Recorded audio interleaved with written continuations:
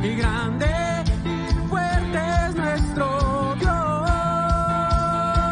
y vestido en majestad, coronado con poder, digno de toda la adoración.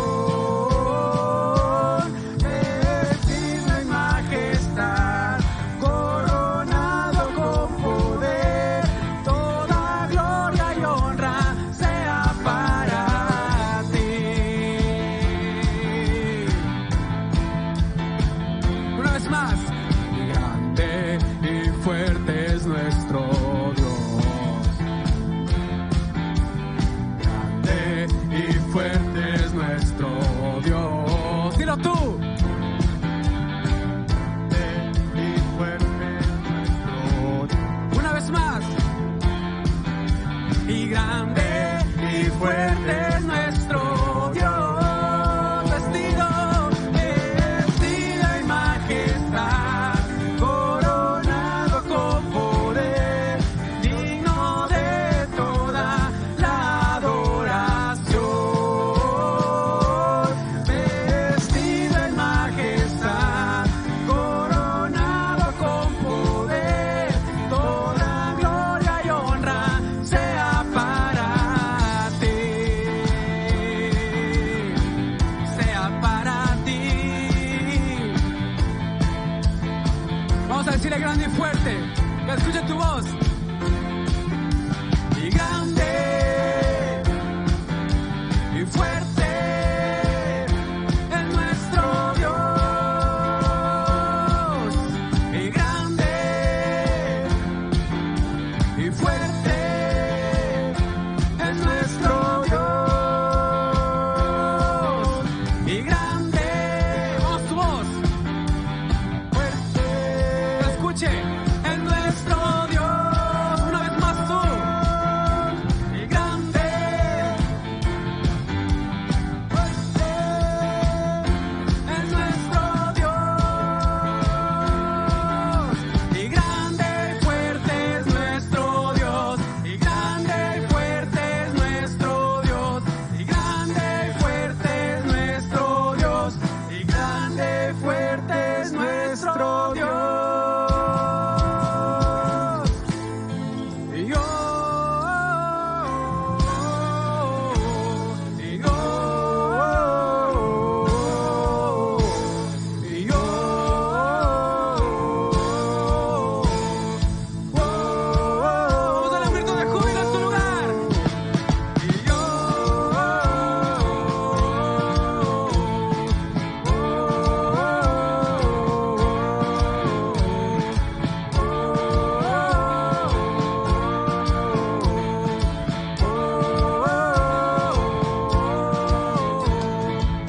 en los montes, en los valles, exaltamos al que es digno de alabanza. En las costas de los mares, levantamos un sonido de esperanza. Aclamamos, aclamamos, hacemos oír la voz de su alabanza. Con las manos en lo alto, exaltemos al que reina para siempre.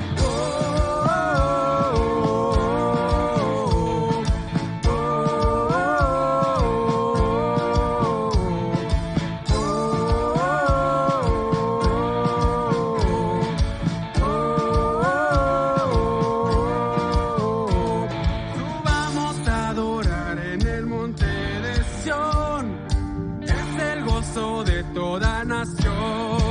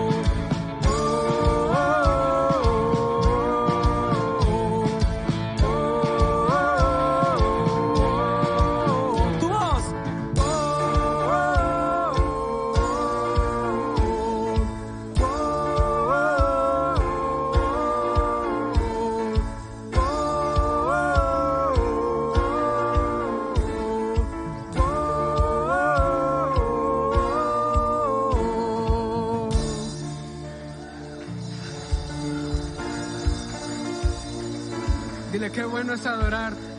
¿Cuántos están felices? ¿Cuántos se gozan de su presencia? Ahora es tiempo de que podamos entrar en un tiempo de agradecimiento y decirle gracias, Dios.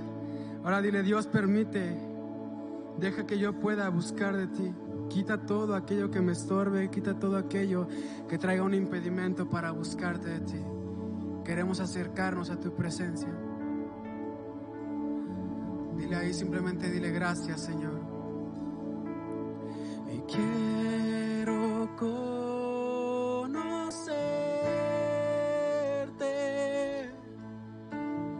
cada día más a ti y estar en tu presencia y adorar.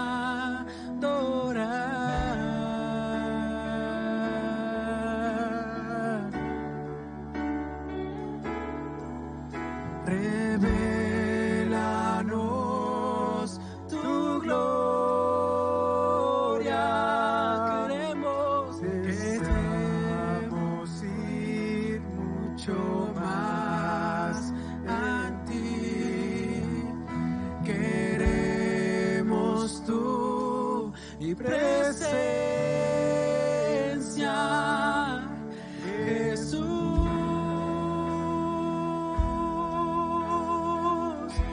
Vamos, levanta tu mano al que está sentado. Y al que está sentado en el trono,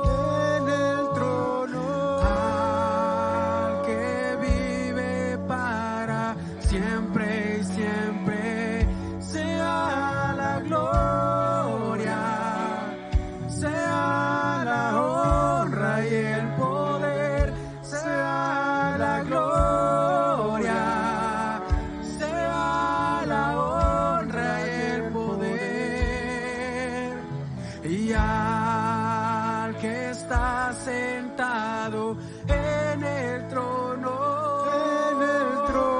y al que vive para siempre y siempre, sea la gloria, sea la honra y el poder, sea la gloria, sea la honra y el poder. Quiero conocerte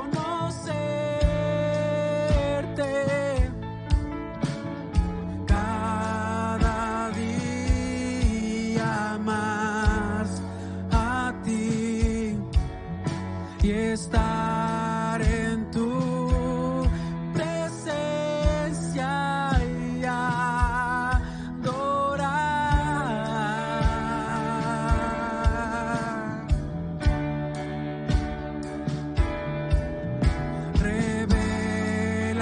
Revélanos tu gloria.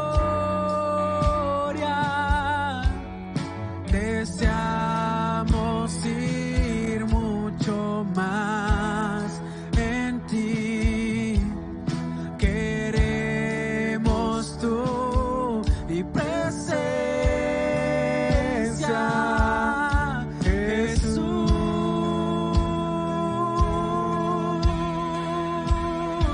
Y al que está sentado en el trono,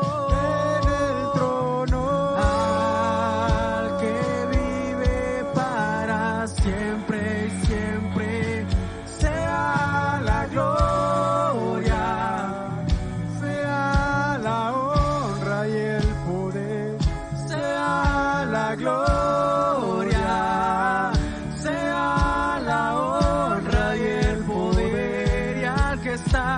Y al que está sentado en el trono, al que vive para siempre y siempre, sea la gloria, sea la honra y el poder, sea la gloria,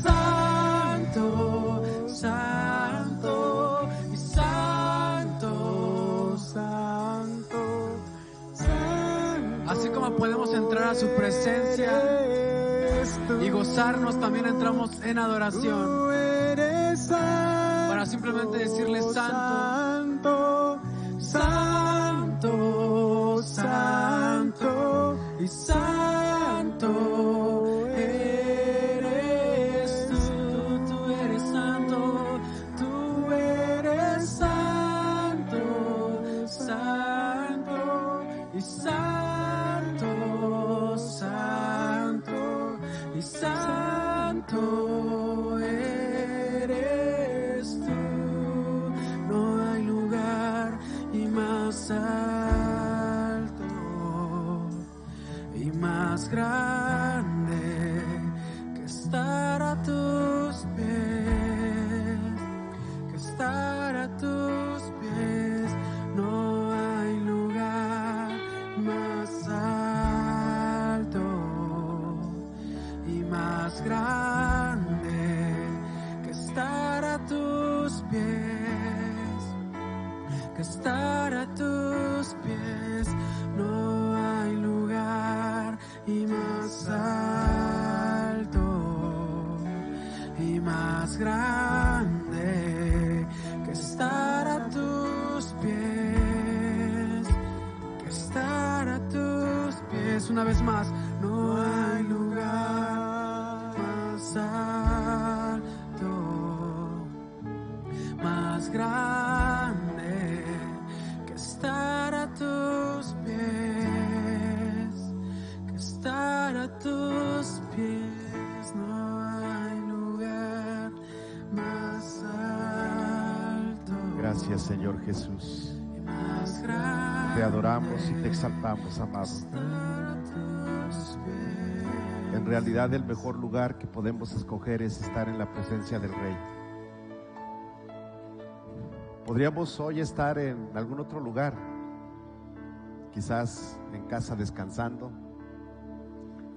o visitando a la familia, pero no te puedes acercar mucho, pero voltea al que está a tu lado y dile: escogiste el mejor lugar y el mejor momento el día de hoy, estar en la casa de Dios. Y bueno, pues quiero darle la bienvenida. Hay gente que nos está viendo desde la ciudad de Guadalajara, en Zapopan, en Hidalgo y en San Marcos. De San Marcos nos están viendo. Así es de que es un gusto poder saber, y de aquí de Tala también nos están viendo. Es un gusto saber que hay gente que se está conectando. Y bueno, pues en este día es un día bueno, es un día agradable. Estar en la presencia de Dios es lo mejor que cada uno de nosotros podemos hacer. Y hoy quiero hablarles un tema sobre lo que es la ética de un pueblo. En realidad, hablar de ética, a veces eso nos mete un poquito en problemas, porque a veces entendemos lo que es ética, a veces tenemos la idea de lo que es la ética, y a veces ni siquiera sabemos lo que es, y luego mucha gente dice: pues es que es por ética, y luego no sabe ni qué es. Pero bueno, hoy vamos a hablar sobre la ética de un pueblo, y para esto he escogido un pasaje bíblico que es muy conocido para todos nosotros, Romanos capítulo 12, verso 2. Romanos 12, 2, y bueno, por ahí hay quienes están en la mentoría y ya se lo deben saber hasta de memoria, ¿verdad? Pero vamos a esperar a que la gente de la iglesia busque en sus Biblias, ¿sí? Puede ser en una Biblia de papel o en su Biblia digital. Romanos capítulo 12, verso 2, y dice la Escritura: no os conforméis a este siglo, sino transformaos por medio de la renovación de vuestro entendimiento, para que comprobéis cuál sea la buena voluntad de Dios, agradable y perfecta. Todos los grupos y personas en todas partes del mundo observan un cierto estilo de vida. A esto se le puede describir como código de comportamiento o código de conducta o ética. En los tiempos antiguos, la ética judía emanaba de la ley de Moisés, es decir, del Pentateuco o de lo que es la Torá. El apóstol Pablo, en este capítulo 12 del libro de Romanos, empieza a presentar una declarada o una declaratoria de lo que es la ética cristiana. Así es de que si cada uno de nosotros necesitamos saber cómo vivir como pueblo de Dios, yo te invito a que leas Romanos capítulo 12, capítulo 13, y ahí te vas a dar cuenta de cómo tenemos que vivir. Por eso es que le he puesto la ética de un pueblo. Y la palabra ética, de acuerdo al diccionario, es el conjunto de costumbres y normas que dirigen o valoran el comportamiento humano en una comunidad. De ahí que seguramente ustedes saben que de momento dicen, bueno, pues es que los de la Ciudad de México son bien tranzas, como que es su ética, ¿no? O sea, es lo que los caracteriza, ¿sí? ¿Sí o no? O sea, ustedes, llega alguien del Distrito Federal y buscan resguardar bien sus cosas, ¿no? Es una manera, digo, aunque no son todos, debo de aclarar, pero hablamos o escuchamos Distrito Federal y todos, cuidado, ¿no? También podemos hablar que hay pueblos o hay ciudades o estados en donde no se les da el ser amables, pero también hay ciudades o lugares donde se caracterizan por ser orgullosos, por ser soberbios. ¿Sí o no? Sí. Y seguramente aquí en el estado de Jalisco ustedes pueden decir, los de Tala son así, los de San Marcos, los de La Vega, los de, no sé, son los pueblos que me sé de aquí, ¿verdad? Ustedes saben más, ¿no? Pero esa es la manera en como nosotros identificamos un pueblo por su forma de ser, por su conducta, ¿verdad? Y en algunos, en aquel lugar son bien peleoneros, ten cuidado, porque ni se te ocurra ver a alguien mal porque te va como en feria. ¿Sí? ¿Sí o no? ¿Sí tienen ustedes esa, o sí hay eso aquí en estos lugares, donde podemos identificar? Y también lo podemos saber por las colonias donde vivimos ya de nuestra ciudad, ¿no? Ya sabemos que en una colonia X, pues trata de no ir muy bien arregladito porque te puede ir mal.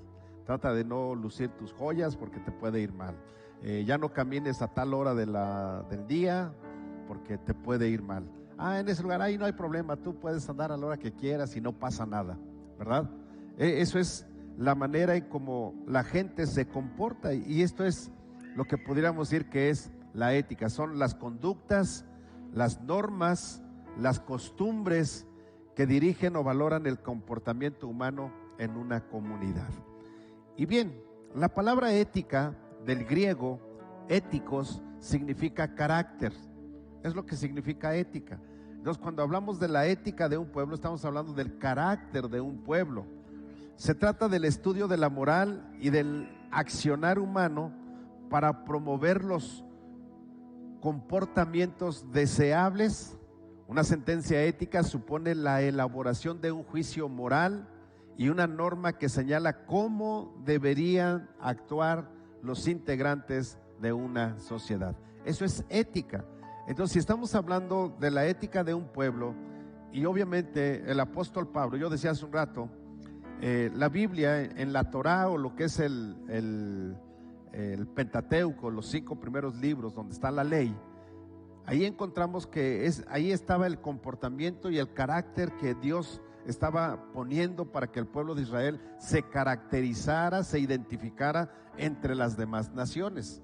Pero entonces encontramos que el apóstol Pablo, ya en el Nuevo Testamento, ya cuando estamos bajo la gracia, después de que Jesús es crucificado y resucita al tercer día, y después de que viene la venida del Pentecostés o del Espíritu Santo en el día del Pentecostés, entonces se encuentra que ya la iglesia o el pueblo cristiano ya no está sujeto a la ley, sino ahora el pueblo de Cristo o los cristianos, los hijos de Dios, ahora están sujetos de acuerdo a lo que la Biblia nos enseña, de acuerdo a lo que Jesús nos enseñó, de acuerdo a lo que es el evangelio o las buenas nuevas de salvación. Ahora sí es la manera de comportarnos. Y entonces yo encuentro tres cosas que debemos de comprender o de poder entender en nuestra mente para que nosotros podamos ser parte del pueblo de Dios. ¿Sí? Esto es muy simple. Yo vivo en Tlajomulco, pero no nací en Tlajomulco. Pero entonces ahora mi comportamiento debe de ser de acuerdo a lo que las leyes y las reglas en ese municipio se rigen, ¿sí o no? Bueno, entonces cuando yo adopto no es una nacionalidad, sino ¿cómo se llama? Una residencia, creo que se llama así, ¿verdad? La residencia de un lugar, entonces debo de respetar las leyes y las conductas que ahí se marcan, porque de otra manera entonces yo voy a tener problemas con las autoridades, ¿sí o no? Entonces es lo mismo cuando nosotros aceptamos a Jesús como nuestro Salvador personal, es exactamente lo mismo. Tú venías con una conducta y con una identidad que te daba ser parte del pueblo, o como dice la Escritura, de este siglo, ¿verdad? No os conforméis a este siglo. Es decir, tú tenías un comportamiento, una forma de vida, una forma de actuar, un carácter que se te había forjado de acuerdo al comportamiento de este siglo. Y cuando la Biblia habla del siglo, no está hablando de 100 años, como nosotros conocemos que es un siglo. No, cuando la Biblia habla del siglo, está hablando del comportamiento, o está hablando del mundo o de la gente que vive en ese lugar durante ese tiempo. Entonces, si ustedes analizan la historia, la manera en que vivían hace 100 años las personas aquí mismo en esta ciudad es muy diferente a la manera en la que hoy vivimos, ¿sí o no? Entonces hoy nuestros hijos que nacen en este siglo, en este tiempo, que es lo que está diciendo la Escritura, no te conformes a la manera de vivir de este tiempo. Eso no es como te debes de conformar. Este tiempo nos lleva a que hay libertinaje, a que hay tantas cosas que se están señalando como buenas, que anteriormente moralmente la sociedad las marcaba como malas, ¿sí o no? Entonces tú y yo no debemos de conformarnos a lo que en este siglo, en este tiempo se dice que ahora es bueno. Por eso es que el apóstol Pablo dice: no te conformes al tiempo en el que estamos viviendo, sino transfórmate por medio de la renovación de tu entendimiento. Y cuando habla del entendimiento, no está hablando del entendimiento natural de la gente, sino está hablando del entendimiento que tú debes de tener de la palabra de Dios. Entonces, cuando tú y yo podemos en realidad meternos y ser transformados por medio de la renovación del entendimiento de la palabra, por eso es que termina diciendo: para que compruebes cuál es la buena voluntad, agradable y perfecta que Dios tiene para ti y para mí. Ahora, les decía, son tres cosas las que yo estoy viendo y hoy quiero comentarles. La primera, obediencia. Digan conmigo, obediencia. Obedecer es algo que a todo mundo nos enseña, ¿sí o no? Cuando estamos chiquitos, los papás: obedéceme, ¿verdad? Y van a la escuela y los maestros: obedece, y dan la queja porque el niño no obedece. Y cuando el niño se porta mal y llega el papá de trabajar, la mamá da la queja porque el niño no obedece. Y cuando vienen aquí a la iglesia y alguno de ustedes se queja, viene con el pastor y dice: es que él no obedece, ¿sí o no? Y cuando llegan al trabajo y están en el trabajo y no hacen lo que les dicen, su jefe va con el mero y le dice: es que él no obedece y ya no lo quiero que esté aquí, porque no obedece, hace lo que quiere, ¿sí o no? ¿Saben por qué hay reloj checadores en los trabajos? ¿Se han puesto a pensar por qué hay reloj checador en los trabajos? ¿Sí lo han pensado o no? La verdad. ¿Saben por qué? Porque la gente no obedece y no llega a la hora que le dicen. Por eso tiene que haber un checador. Y luego todavía peor, los premian por llegar tarde. Sí, aunque les dé risa. Si la entrada es a las 8 de la mañana, le dicen, pero si llegas 8:05, te voy a dar un bono por puntualidad. ¡Ey! Eso no es puntualidad. Eso es solapar el llegar tarde. Pero bueno, eso es lo que nos dice este tiempo. ¿A cuánto les dan bono por llegar tarde a su trabajo? Ya hasta les va a dar pena levantar la mano. A mí sí me daban bono por llegar tarde.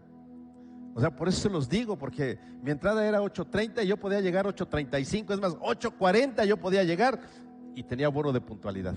Si llegaba a 8:41, perdía mi bono de puntualidad. Y era una buena lana la que me daban mensualmente por llegar 5 o 9 minutos tarde todos los días. Ahora échenle 5 por 5 días, 25 minutos y eran 5, pero si me aventaban los 9 minutos, eran 45 minutos los que me aventaba en una semana. En el mes, 45 por 4, ayúdenme los matemáticos. 1 hora, ¿qué? Y media, ¿no? 1 hora y media al mes me pagaban por no llegar temprano, me daban un premio.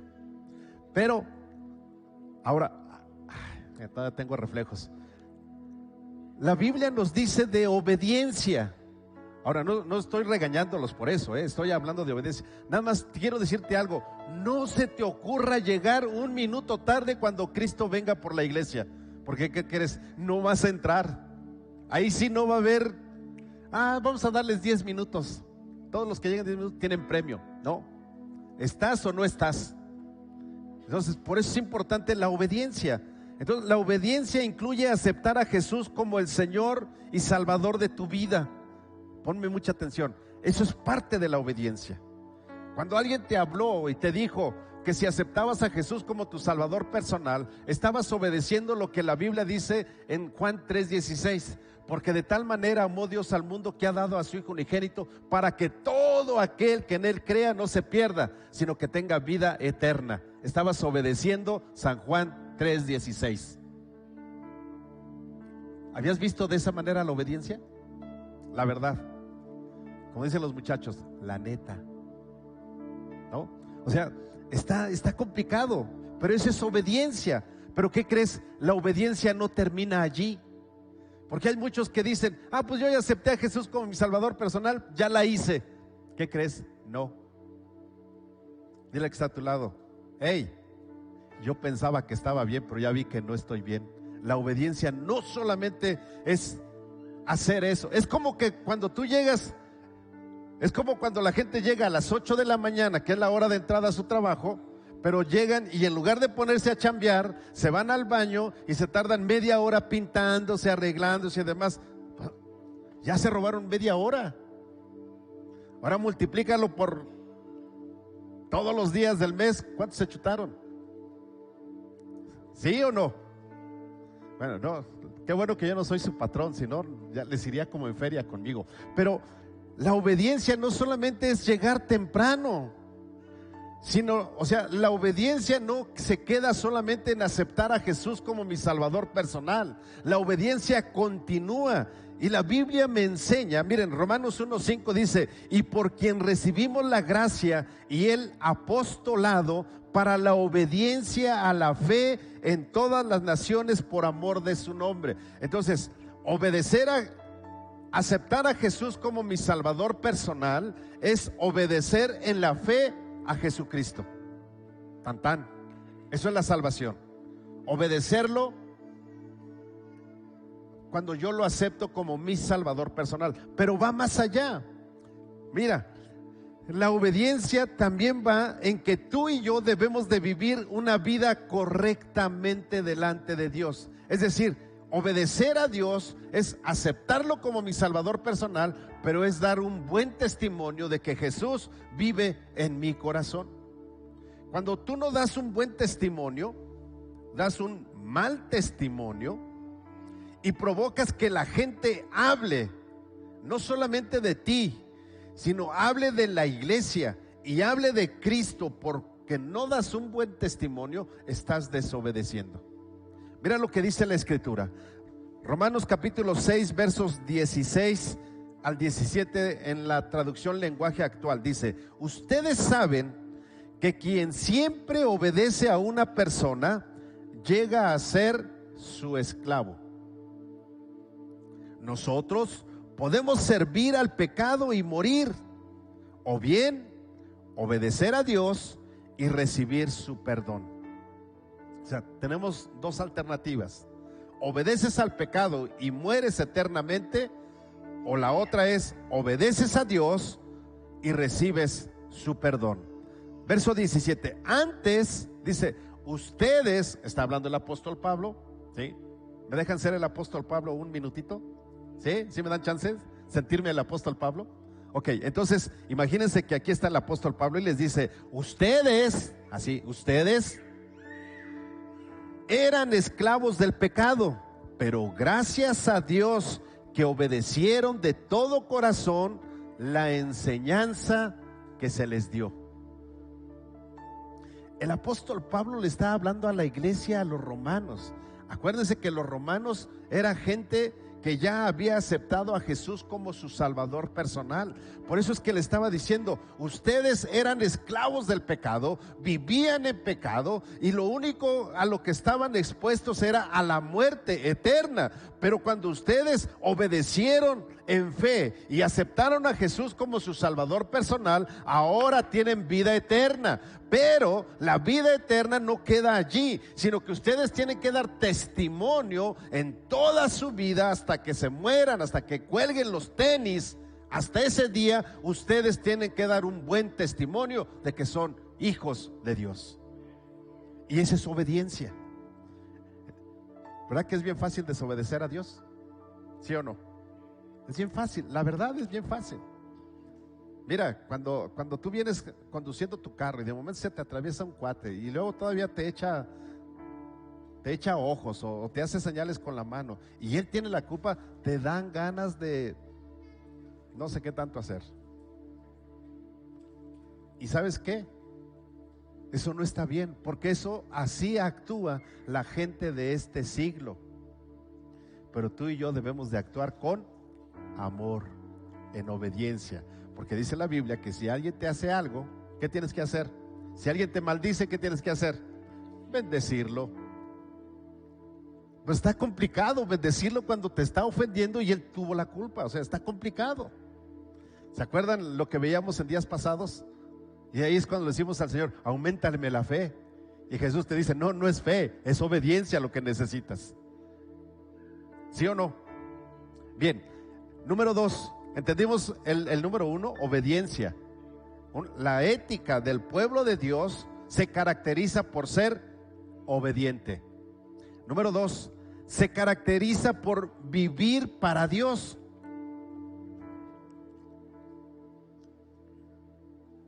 Miren, vivimos para Dios en razón de lo que Él ha hecho para nosotros.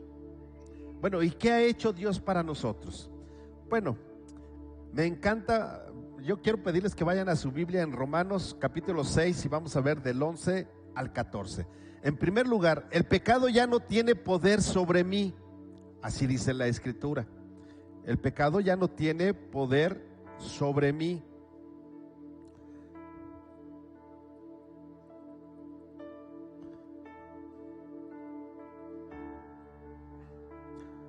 Romanos 6, les dije, Romanos 6, 11 y 12. Vamos a ver lo que dice el 11 y el 12. Dice: así también vosotros consideraos muertos al pecado, pero vivos para Dios en Cristo Jesús, Señor nuestro. Verso 12: no reine pues el pecado en vuestro cuerpo mortal, de modo que lo obedezcáis en sus concupiscencias. Entonces, lo que la Biblia nos enseña es que yo vivo para Dios en razón en lo que Dios ha hecho por mí. Y lo primero que hizo por mí es quitarle el poder al pecado sobre mi vida. Eso es lo primero que hizo Dios. De tal manera, pónganme mucha atención, ¿cómo es eso? Bueno, es algo así como que de momento tú vas caminando por la calle y cuando el pecado está en ti, ¿verdad?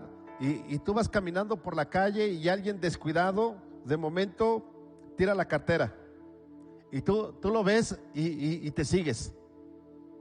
¿Ah? O sea, el otro descuidado no se dio cuenta, tiró la cartera y en lugar de que tú le digas, hey, ¿tiraste tu cartera?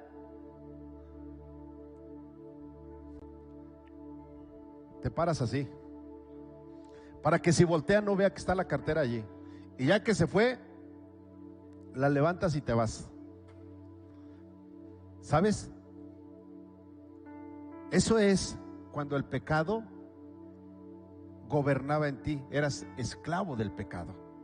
Pero la Biblia dice que nosotros vivimos para Dios en razón de lo que Él ha hecho por nosotros. Y como ahora ya no somos esclavos del pecado, cuando se cae la cartera, tú le dices, ¡ey, ey, ey! Se te cayó tu cartera, ten. Dejaste de ser esclavo del pecado y ahora eres esclavo de Dios. Estoy hablando de pensar que Dios te bendijo, ¿no? Porque hay gente que, yo creo que era este tipo de romanos, ¿no? A los que Pablo les habló y dijo, hey, eso no es bendición. O sea, el que se caiga la cartera de alguien y tú ves que se cayó, no digas, ay, Dios me bendijo, ya me dio una cartera. No, eso no es bendición, eso se llama robo. Entonces, el pecado lo que te hace es aprovechar la situación para quedarte, para hacer algo que no es correcto, porque eres esclavo del pecado. Entonces, cuando tú vienes a Cristo y tú tenías esa mala maña, vivías conforme a este siglo, ¿sí? ¿Sí van conmigo? Vivías conforme a este siglo, entonces era normal que te quedaras con él. Es más, si alguien de tus cuates te ve que tú la regresas, te dice, eres un tonto. ¿Cómo va a creer que lo regresaste? Eso no se hace. Es más, hasta te echan pleito y algunas te van a dejar de hablar. Pero ahora nosotros vivimos para Dios por lo que Él ha hecho por nosotros. Luego, entonces lo primero, yo vivo para Dios porque el pecado ya no tiene poder sobre mí. Número 2, porque ya morí para el pecado. El verso 13 dice, ni tampoco presentéis vuestros miembros al pecado como instrumentos de iniquidad, sino presentaos vosotros mismos a Dios como vivos de entre los muertos y vuestros miembros a Dios como instrumentos de justicia. ¿Cómo es esto de que ya no voy a presentar mi vida al pecado?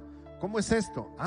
Es cuando se juntan los cuates, ¿verdad? O yo voy con los cuates y digo, pues al fin estoy con los cuates, ¿y cómo le hago? Pues me echo una chela o empiezo a hablar igual que ellos o empiezo a hacer lo mismo que ellos porque estoy con ellos. No, la Biblia dice, hey, espérate, tú no puedes hacer eso. La Biblia es muy clara y la Biblia te está diciendo que, dice, tampoco presentes tus miembros al pecado como instrumentos de iniquidad. O sea, tú no puedes, escúchame bien, si tú eres una persona que tenías problemas con el alcoholismo y te invitan tus cuates, acabas de salir, acabas de convertirte a Cristo y tus cuates te invitan a convivir un rato, hey, no vayas. ¿Sabes por qué? Vas a caer, la vas a regar, el pecado te va a vencer, el diablo te va a vencer y después de que te haya hecho tomar, ¿sabes qué te va a decir? Pues no, que eres de los esos de allá, de los aleluyas, de los de Centro Cristiano Amigos, pues no, que no toman. Y el diablo se va a burlar de ti. Te lo digo por experiencia. No me lo contaron, te lo estoy diciendo por experiencia. Por eso es que nosotros, la ética del pueblo de Dios, primero soy obediente, vivo para Dios en razón de lo que Él hizo por mí, de tal manera que lo que Él ha hecho por mí es quitarle el poder al pecado sobre mi vida. Número 2, yo ya morí para el pecado. Y número 3, estoy al servicio del amor de Dios. Romanos 6:14. El verso 14 dice: porque el pecado no se enseñoreará de vosotros, pues no estáis bajo la ley, sino bajo la gracia. Entonces, esto quiere decir, iglesia, que la ética del pueblo de Dios. Ahora yo quiero preguntarles, ¿cuántos saben que son del pueblo de Dios? Hasta cantamos un canto, ¿verdad? Somos del pueblo de Dios, ¿no? Bueno, que en realidad tú seas del pueblo de Dios. Y para ser parte del pueblo de Dios tienes que tener el carácter de Dios, y tiene que identificarte la gente que eres diferente a este siglo y que ahora perteneces al pueblo de Dios. Y cuando tú perteneces al pueblo de Dios, entonces tú eres obediente, número 1. Y número 2, eres una persona que vive para Dios. Y número 3, eres una persona que alaba a Dios con acción de gracias. 3 cosas. Alabas a Dios con acción de gracias. Y bueno, encontramos Romanos capítulo 11, versos 32 al 34, traducción lenguaje actual. Dice: pues Dios hizo que todos fueran desobedientes, para así tenerles compasión a todos. Ahora, pónganme atención. Cuando Dios le dijo a Adán y a Eva, les dijo: miren, pueden comer de todo lo que hay aquí, menos del árbol de la vida y menos del árbol del bien y del mal. De esos 2 no pueden comer. Entonces, cuando la Biblia dice que Dios hizo que todos fueran desobedientes, no está diciendo: yo provoco que ellos desobedezcan. No es así. Lo que la Biblia está diciendo es que Dios dijo, es como yo dejo esta botella aquí y les digo: pueden tomar de esta botella o de las botellas que están allá, pero cuando la tienda está cerrada no pueden tomar. ¿Sí o no? Y hay quien se brinca las trancas y va y toma. Lo agarra y dice: pues está abierto, lo puedo agarrar, ¿por qué no? Pero hay una orden. ¿Y las órdenes para qué son? ¿Para qué son las órdenes? No los oigo. Bueno, eso fue lo que sucedió. Dios dijo qué es lo que podían hacer y qué no podían hacer. Y luego dice: Dios es inmensamente rico. Su inteligencia y su conocimiento son tan grandes que no se pueden medir. Nadie es capaz de entender sus decisiones ni de explicar sus hechos.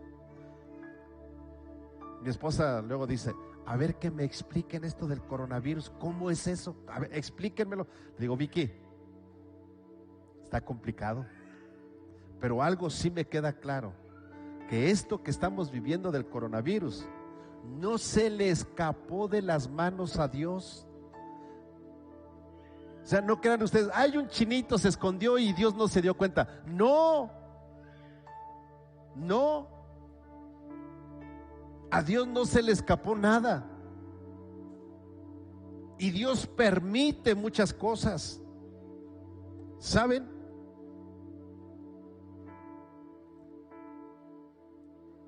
La Biblia nos dice que en los últimos días iba a haber enfermedades no conocidas. Y también la Biblia dice que algunos apostatarán, es decir, negarán de su fe y se volverán con sus ídolos. Eso dice la Biblia. Ahora yo te pregunto, cuando alguien apostata de la fe, cuando alguien ya no quiere saber nada de Dios y se vuelve a su pecado, se vuelve a la idolatría, entonces no podemos decir: es que Dios a él no lo quería. No, iglesia, la Biblia dice que es tan grande su inteligencia y su conocimiento, son tan grandes que no se pueden medir. Nadie es capaz de entender las decisiones de Dios ni de explicar por qué suceden las cosas. Como dice la Biblia, sigue diciendo verso 34, ¿sabe alguien cómo piensa Dios? ¿Alguno de ustedes sabe cómo piensa Dios? No. ¿Puede alguien darle consejos? ¿Tú puedes darle un consejo a Dios? ¿Y qué creen? Hay gente que se siente que sí, es más inteligente que Dios. Y entonces en su oración dice: Señor, yo te pido que hagas justicia, ve y dale su merecido. Mira todo lo que me está haciendo. Hey, Dios no te está pidiendo que le des consejos. Él es sabio. Señor, mira, yo ocupo una camioneta del año. Si quieres que sea una mechita, una meche, ¿ah? Y Dios dice: espérate, con la que tienes estás bien. ¿Para qué quieres otra? Te doy otra y eres capaz de no salir de Puerto Vallarta y se te va a olvidar la iglesia. Es que no hay camioneta para ti de esas. Sí.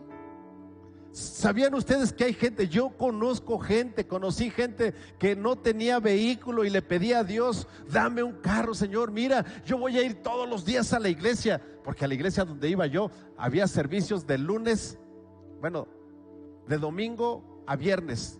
Solamente el sábado no había servicio, pero todos los días había servicio. Señor, yo voy a ir a la iglesia todos los días. Y el domingo había 2 servicios, a las 10 de la mañana y a las 6 de la tarde. El domingo voy a estar en los 2 servicios, Señor, ahí voy a estar. Les daba Dios la camioneta o el coche, ¿y qué creen?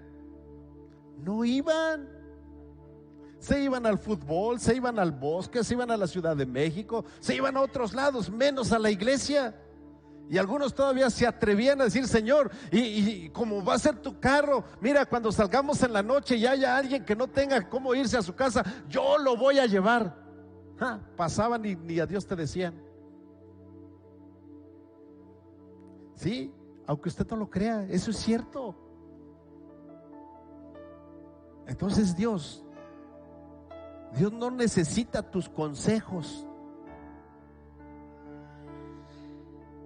Sigue diciendo verso 35, ¿puede acaso alguien regalarle algo a Dios para que Él esté obligado a darle algo a cambio? Y hay gente que así lo hace. Señor, si tú me das este trabajo, entonces yo voy a ir a tu iglesia. Señor, si tú me das este negocio, entonces yo voy a diezmar. Hey, estás mal de la cabeza. A Dios no le puedes hablar de esa manera. O sea, no puedes condicionar a Dios. Iglesia, se los digo porque lo he visto. No aquí, pero hubo gente que me decía: pastor, voy a vender un terreno, ayúdeme a orar porque lo voy a vender, y si yo lo vendo, le traigo el diezmo. ¿Saben qué le dije? No, discúlpame, pero yo no oro por eso. O sea, si quieres traer el diezmo está bien, y si no, pues también. Pero, o sea, ¿mi oración vale tu diezmo? Y pues no, mi oración vale más que eso. Aunque usted no lo crea, pero mi oración no vale un diezmo. Si no, yo pondría aquí, haría unas tarjetas y diría: presentación de niños, 5 diezmos. Matrimonio, o sea, oficiar bodas, 10 diezmos. Mi oración no vale un diezmo. ¿Está entendiendo, iglesia? ¿Sí o no? Y esto es lo que dice la Biblia. ¿Puede alguien acaso regalarle algo a Dios para que Él esté obligado a darle algo a cambio? Wow. O sea, esto no. Y luego verso 36 dice: en realidad todo fue creado por Dios. Todo existe por Él y para Él.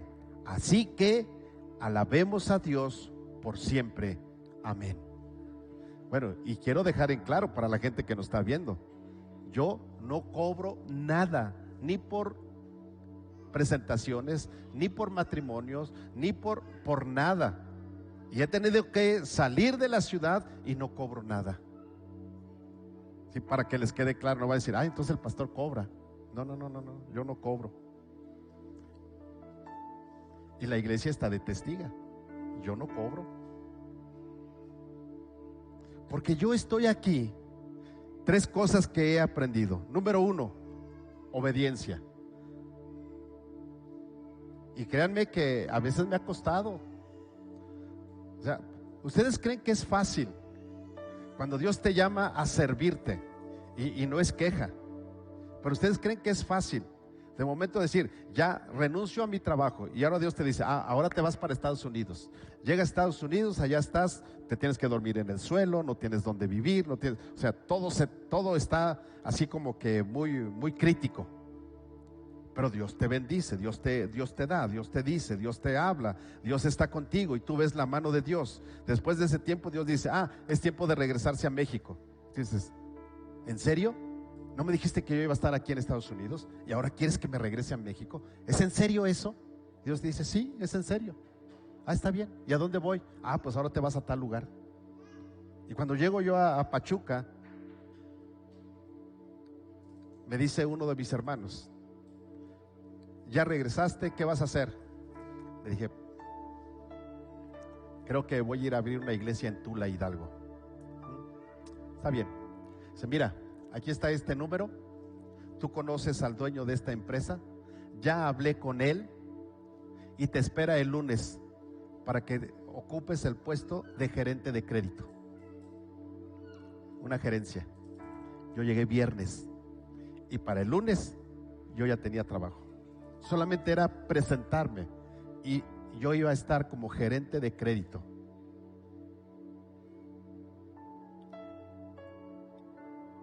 Y yo me quedé y dije, ¿en serio, Dios? O sea,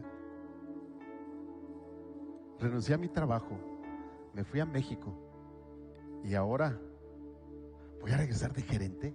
¿Es en serio esto?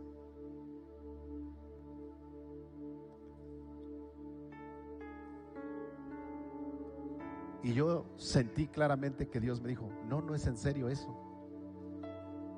Yo te quiero para mí.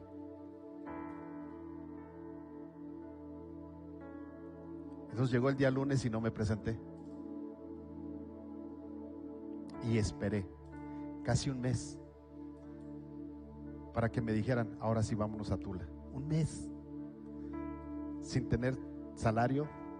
Se fue la oportunidad del trabajo y estar esperando en Dios. Un mes.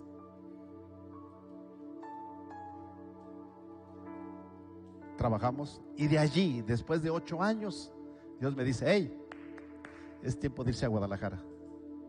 ¿En serio? Ahora vamos para Guadalajara. Si tú lo dices. Y llegamos a Guadalajara.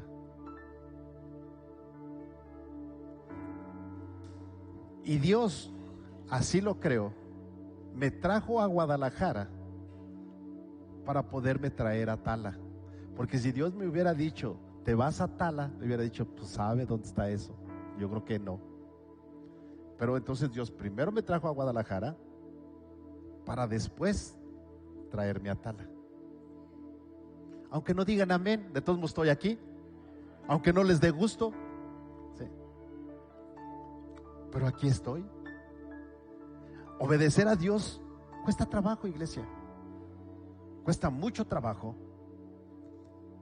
Pero sabes, cuando tú eres capaz de obedecer a Dios, lo has aceptado como tu Salvador personal y luego empiezas a dar un buen testimonio y determinas vivir para Él, entonces en los tiempos críticos de tu vida, en los tiempos difíciles donde tienes que tomar una decisión, y cuando tomas la decisión correcta, está el respaldo de Dios, y no solamente el respaldo de Dios, sino tú puedes alabar y glorificar el nombre de Dios, porque sabes y reconoces que Él es lo suficientemente sabio, lo suficientemente inteligente para poderte llevar a donde Él quiere llevarte, para Él ponerte donde Él quiere ponerte, Porque donde Él te pone, no donde tú quieres ir, sino donde Él quiere que tú vayas, entonces Dios va a respaldar tu ministerio, Dios va a respaldar tu trabajo. Pero cuando tú quieres ir, si Dios te dice vas para allá y tú caminas para acá, ¿qué crees? Vas solo. Pero cuando tú caminas con Dios, entonces Dios está contigo. Ahora, lo estoy diciendo de manera personal como pastor, pero eso es para ti. ¿Sabes? Tengo un amigo empresario. Es un hombre que Dios lo ha bendecido bastante, de una manera impresionante, como no tienes idea. Cuando yo trabajaba en lo secular, él me dijo, necesito dinero. Y le dije, ¿cuánto necesitas? Me dijo una cantidad, le dije, yo te voy a ayudar a conseguirlo. Gestionamos el crédito y le dimos el dinero. Pero cuando estábamos en eso, él me dijo, bueno, llegó su esposa y dijo, hermano, allá en la oficina, ella llegó y me dijo, hermano, yo tengo mucho miedo con pedir dinero prestado. Y yo no, eso no estoy de acuerdo. Si él quiere, el que ponga sus propiedades, pero yo no voy a dejar nada de garantía. Así llegó y dijo ella.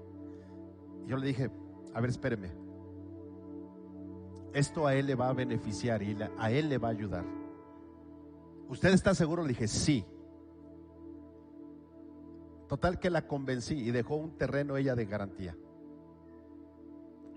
En menos de un año pagó su crédito y su negocio se fue para arriba. Pero sabes, este hombre, cuando algún pastor llega y le dice, hermano caballero, ya dije su nombre, necesito o voy a hacer una campaña. ¿Sabe qué dice él? ¿Cuánto es lo que va a costar la campaña? Pues va a costar tanto. Aquí está el dinero, trabaja. No estoy diciendo que ustedes tengan que hacer eso. No crean que estoy dándoles un gancho así como para que me den dinero. No. Pero él está dispuesto a dar. ¿Sabes? Hoy, él en su negocio, él exporta Centroamérica, Sudamérica, porque él ha aprendido a obedecer a Dios. Y cuando tú obedeces a Dios y alabas el nombre de Dios, Dios no se queda con nada. Y esto tú lo sabes, porque tú lo has experimentado. Cuando tú has determinado obedecer a Dios para que su obra crezca, Dios no se ha quedado con nada. ¿Cierto o falso, iglesia? Dios no se ha quedado con nada. Dios te bendice. Así es que quiero terminar. Conocer el código de ética del pueblo de Dios es muy importante. Iglesia, tú eres parte del pueblo de Dios. Y decíamos hace un rato, ese canto bonito, ¿no? Somos el pueblo de Dios. Pero en realidad eres parte del pueblo de Dios. O sea, en realidad eres obediente. El código de ética, que la gente te vea y pueda decir, oh sí, él es cristiano. Me cae gordo, pero es cristiano. Me cae gordo, pero es obediente. Me cae gordo, pero es íntegro, no roba. Me cae gordo, no tolera decir mentiras, no se mete con nadie, no es chismoso, no es argüendero, no anda en pleitos, pero me sigue cayendo gordo. ¿Y por qué te cae gordo? Es que es cristiano. ¿Sabes? Tienes bien marcado que eres parte del pueblo de Dios. Pero si tú no le caes gordo a nadie, a los de allá afuera, y te tratan bien y haces lo mismo que ellos, entonces no estás viviendo conforme al pueblo de Dios, estás viviendo conforme a este siglo, conforme este mundo está viviendo. Y quiero decirte que vivir conforme a este mundo no te va a llevar al cielo. Por eso Pablo dice que debemos de transformarnos por medio de la renovación de vuestro entendimiento de la palabra, para que tú mismo puedas comprobar, de acuerdo a la palabra, cuál es la buena voluntad de Dios para tu vida, agradable y perfecta. Vamos a dar gracias a Dios. Iglesia, la ética de un pueblo. Si tú pensabas que ser cristiano nada más era decir soy cristiano y ya, estamos mal. Es más que decir eso. Tienes que comprobar que efectivamente eres cristiano. Los que hemos salido al extranjero y dices que eres mexicano, te dicen, a ver su pasaporte. Me tiene usted que comprobar que es mexicano, ¿sí o no? Si no, y tienes que comprobar que estás legalmente en el otro país.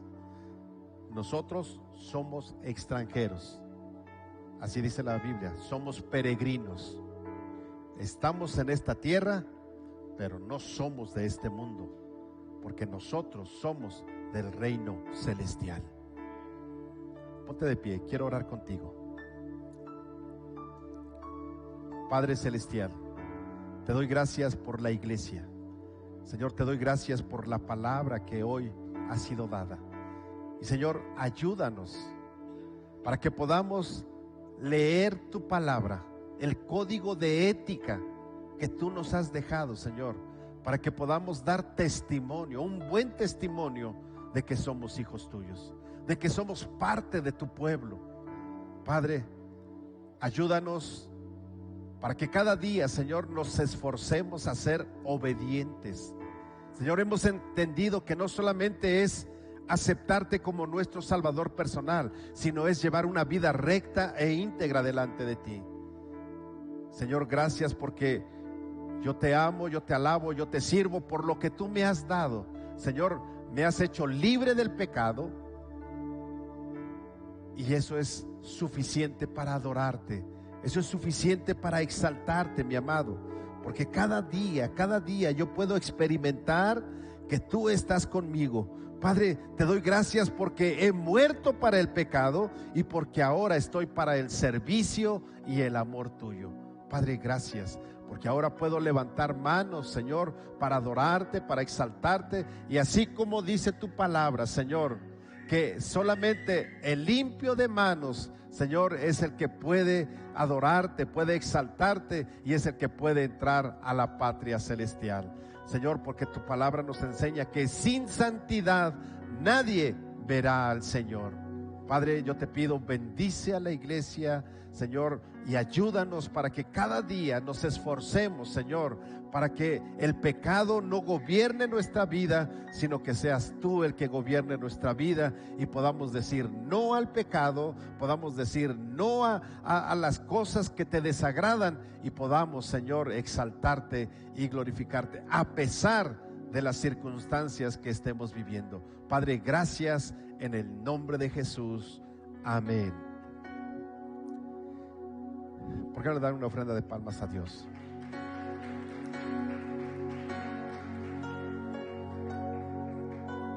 Bien, iglesia, tome su lugar. Solamente quiero comentarles a la gente que nos está viendo, próximo domingo 10 de la mañana tenemos nuestra reunión, próximo martes 8 de la noche tenemos nuestro servicio y esperamos que puedas acompañarnos. Muchas gracias por sintonizarnos, que Dios te bendiga y nos vemos en la próxima reunión. Bendiciones.